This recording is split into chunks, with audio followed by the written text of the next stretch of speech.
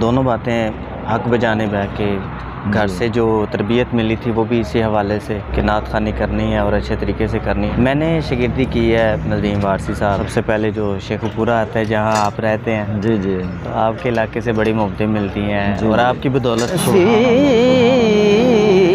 उनके सिवा कौन है रसूल ऐसा। बिस्मिल्लाहिर्रहमानिर्रहीम। अस्सलाम वालेकुम नाज़रीन, मैं हूं मोहम्मद अशरफ रिज़वी। आप देख रहे हैं हमारा यूट्यूब चैनल। आज हम मौजूद हैं जी शहर गुजरांवाला में। एक सनाखान मुस्तफ़ा बहुत ही प्यारे दोस्त हमारे, उनसे आपका तारुफ़ कराते हैं और उनसे कुछ मोहब्बत भरी बातें करते हैं। आका करीम सल्लल्लाहु अलैहि वसल्लम के ये सनाखा हैं, बहुत ही खूबसूरत आवाज़ है इनकी, तो उनसे बात करते हैं। अस्सलाम वालेकुम। वालेकुम अस्सलाम रहमतुल्लाह। जी कमर भाई, क्या हाल है आपके? जी अल्हम्दुलिल्लाह, अल्लाह पाक की रहमत है, बड़े अल्लाह पाक का शुक्र है। सबसे पहले तो आपका शुक्रिया अदा करते हैं जी कि आपने अपने इतने कीमती वक्त में से, अपनी मसरूफियत में से वक्त निकाल कर हमें वक्त दिया, उसके लिए आपका दिल की थागरियों से शुक्रिया अदा करते हैं जी। आपकी अल्लाह ज़रफ़ी है जनाब, आपकी मोहब्बत। आप कब से आका करीम सल्लल्लाहु अलैहि वसल्लम की नात ख़ानी कर रहे हैं? जी मैं अल्हम्दुलिल्लाह नात ख़ानी तो काफ़ी देर से शुरू की है मैंने, स्कूल दौर से कर रहा हूँ जी। 5वीं 6ठी जमात में था और स्कूल में नात ख़ानी करता था। जी जी। उसके बाद फिर मुकाबला हुआ स्कूल में, ठीक है, अल्लाह पाक ने इज़्ज़तों से नवाजा, फर्स्ट पोजीशन आई। फिर उसके बाद जो कि आगे बढ़ती गई तालीम भी, मैं गवर्नमेंट स्कूल में चला गया, जामिया स्कूल में। नहीं, सबसे पहले आपने जब स्कूल में नात शरीफ पढ़ी तो आपकी एज कितनी थी और क्लास कौन सी थी आपकी? मेरी एज कम बेश को 12 साल होगी जी। 11-12 साल या 10 साल लगा लें जी, ठीक है। तो ये है कि फिर जब बंदा आगे बढ़ता जाता है फिर टैलेंट भी बढ़ता है और शऊर आता है बंदे के अंदर, बंदा मैच्योर हो जाता है, ठीक हो गया। और जो ज़्यादा तरजीह मैंने दी है इस फील्ड को, ज़्यादा टाइम दिया है वो मैट्रिक के बाद दिया है। मैट्रिक के बाद। अच्छा, जब ने आपने पहली मरतबा आका करीम सल्लल्लाहु अलैहि वसल्लम की नात शरीफ पढ़ी तो उस वक़्त आप किसी को सुनकर मुतासर हुए थे या वैसे एक अंदर से आवाज़ आई थी नात शरीफ पढ़ने की? जी बिल्कुल, आपकी दोनों बातें हक बजानिब है कि घर से जो तरबियत मिली थी वो भी इसी हवाले से जी। वालिद साहब का, वालदा का भी बहुत किरदार रहा, महफ़िलों पे जाना और महफ़िलें सुनना जी, और वालिद साहब का भी बहुत रुझान रहा है हुज़ूर की महफ़िलों को सजाना और अटेंड करना, सना खानों को सुनना। तो मेरा भी हिसाब इसी तरह ही है कि मेरी घर से ही तरबियत ये हुई है कि नात ख़ानी करनी है और अच्छे तरीके से करनी है, मुझे सिखाया गया है बाकायदा। फिर उसके बाद जो है वो मैंने बाकायदा शिगिर्दी की, मुकम्मल तौर पे इसको ये जो फ़नी तौर पे जो कि हासिल किया। आपने किसकी शिगिर्दी की पहले? मैंने शिगिर्दी की है नदीम वारसी साहब हैं, गुजरांवाला का बहुत नाम बड़े है, अच्छे, बहुत अच्छे सनाखा हैं जी, बहुत अच्छे हैं। अल्लाह पाक उनकी इज़्ज़तों में और बरकतें अता फरमाए। उनकी मोहब्बतों से आज मैं इस पाया तकमील तक पहुँचा हूँ। ये जब आपने शिगिर्दी की थी तो उस वक़्त आपकी एज क्या थी और उस वक़्त आपकी क्वालिफ़िकेशन क्या थी?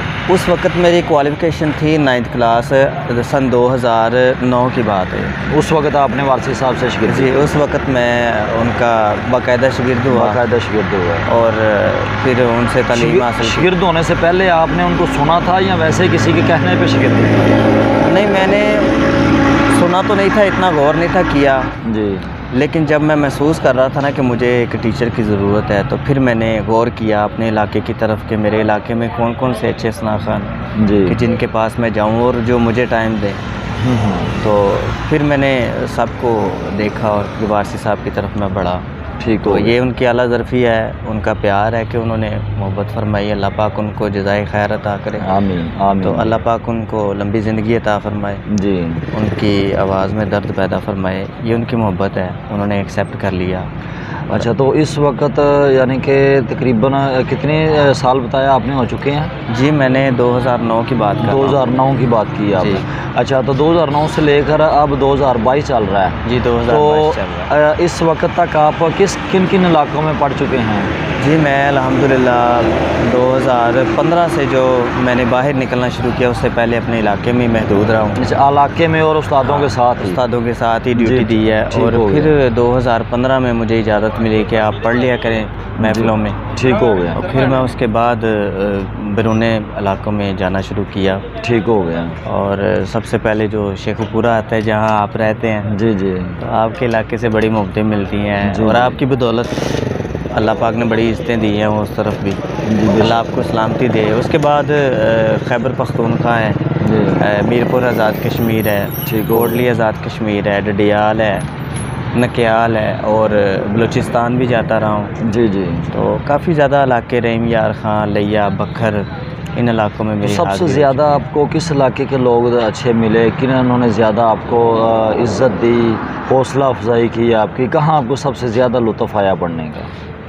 देखिए ये कैटेगरीज़ होती हैं समझने की भी। अगर मैं जाके खानेवाल में उर्दू पढ़ूँगा तो वो सब लोग हैरान हो जाएंगे। अगर मैं उधर पंजाबी पढ़ूँगा और वो खुश होंगे।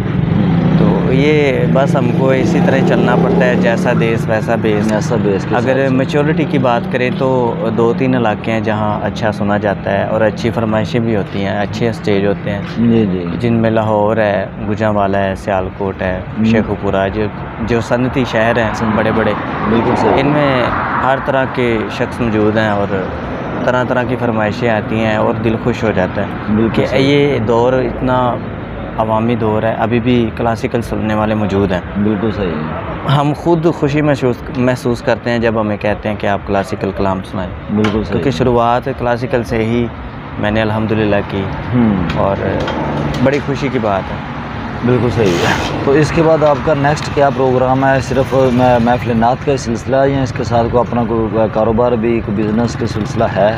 जी अल्हम्दुलिल्लाह मेरा बिज़नेस अपना है। सबसे पहले तो मैं मज़दूरी करता रहा हूँ खुद भी। मैंने फ़न हासिल किया है ठीक है। कंस्ट्रक्शन का, बिल्डिंग के मुतल्लिक़ा। ठीक हो गया। तो अब अल्हम्दुलिल्लाह इस स्टेज पे हूँ कि अपनी बिल्डिंगें बनाता हूँ और अपनी सेल करता हूँ। जी माशाल्लाह। और साथ प्रॉपर्टी का थोड़ा बहुत जो है वो निज़ाम रखा हुआ है, वो भी अपने प्लाट जो हैं किसी की तरफ लेके जाने का तो टाइम ही नहीं मिलता।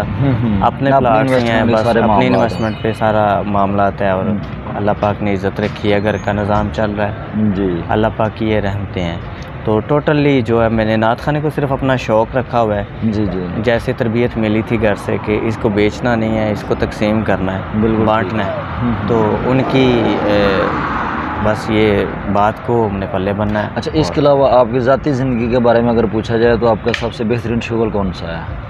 सबसे बेहतरीन शुगल कौन सा है आपका? मेरा सबसे बेहतरीन शुगल ये है कि मैं शाम के वक्त जो है ना वो अपने दोस्तों में बैठता हूँ, तो वो उनकी मेहरबानी। ये भी उसी वक्त तक होगा जब तक शादी नहीं होती। शादी के बाद कौन बैठने दे? ये बस शादी के बाद तो फिर लाइफ चेंज हो जाती है, बंदिशें हो जाती हैं ना बहुत ज़्यादा हैं और मजबूरियाँ हो जाती हैं, फिर नहीं निकला जाता, बंदा खुद मुख्तार हो जाता है फिर। बिल्कुल बिल्कुल सही बात। तो मेरी तो शादी भी अल्हम्दुलिल्लाह ऐसे घराने में हुई कि जो लाजवाब है। जी जी। मेरी शादी भी शाह सलमान तोंसवी रहमतुल्लाह अलैह उनकी पोती के साथ हुई है माशाअल्लाह। और ये मुझ पे ख़ास करम है कि मैं बंदे नचीज़ को इतनी अच्छी दरगाह में जो कि पसंद किया गया, तो उनकी करम नवाज़ी है, उनकी निगाह ख़ास समझता हूँ मैं अपने पे। बिल्कुल। तो अल्हम्दुलिल्लाह ये सादत हर किसी को नहीं मिलती। अच्छा, अपनी ज़ाती ज़िंदगी के बारे में कोई ऐसी चीज़ बताएं जो महफ़िलों के हवाले से हो और आपको आज तक वो याद हो, भूलना भी चाहें तो ना भूलें। आज तक मुझे याद है कि मैं बटखेला गया था। अच्छा। पेशावर के करीब है ये बटखेला, तो उधर मैंने चॉकलेट वाले नान खाए थे। अच्छा। वो मुझे बड़ी अच्छी तरह याद है और आज भी हर साल अल्हम्दुलिल्लाह वो याद करते हैं। तो उधर जब भी जाएं तो हमारी यही फरमाइश होती है, जनाब आप चॉकलेट वाले नान हमें लाजमी खिलाएं, क्योंकि हमें वो आपके शहर की स्पेशल सौगात हो, स्पेशली सौगात है उस इलाके की। और उधर ज़्यादा लोग भी नहीं बनाते, बस 1-2 ही पॉइंट हैं जहाँ वो बनते हैं। तो हमने उनको रिक्वायर की होती है कि हमारी ये रिक्वेस्ट है, तो जबकि उनके खाने अच्छे हैं लेकिन उनके हिसाब से हैं, वो हम नहीं खा सकते क्योंकि उधर ज़्यादा खमीर चलता है, जिसको हम यहाँ नान कहते हैं, खमीर चलता है उधर। तो वो हमारे लिए बहुत नुकसानदेह होता है क्योंकि हमने सफ़र भी करना होता है, तो उस हवाले से फिर जो कि नासाज है, इसलिए हम थोड़ी ग़ज़ा खाते हैं और अच्छी खा लेते हैं। बिल्कुल सही। अच्छा, तो लास्ट पे आप आका करीम सल्लल्लाहु अलैहि वसल्लम की नात शरीफ के हवाले से कोई दो बोल जो आपके सबसे फेवरेट हैं कुछ सुना दें। गुलाम हश्र में वाह वाह। जब सैयदुल वरा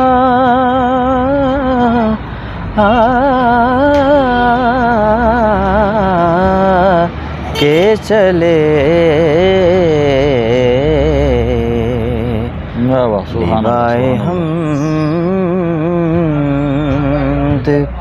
के साए में सर उठा उठा के चले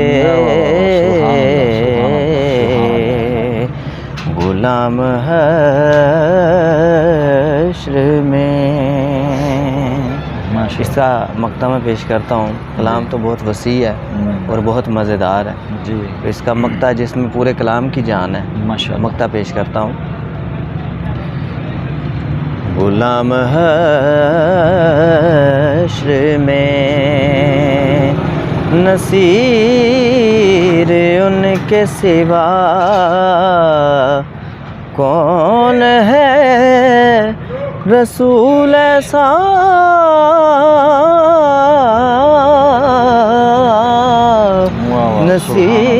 नसीर उनके सिवा कौन है, रसूल ऐसा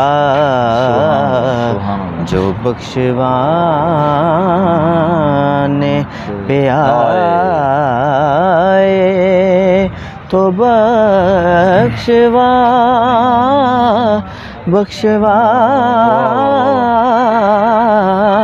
क्या बात है, क्या के बात है, चले क्या बात है, सुभान अल्लाह, सुभान अल्लाह। गुलाम हश्र में। अच्छा, लास्ट पे 3 क्वेश्चन है जी। मतला किसे कहते हैं?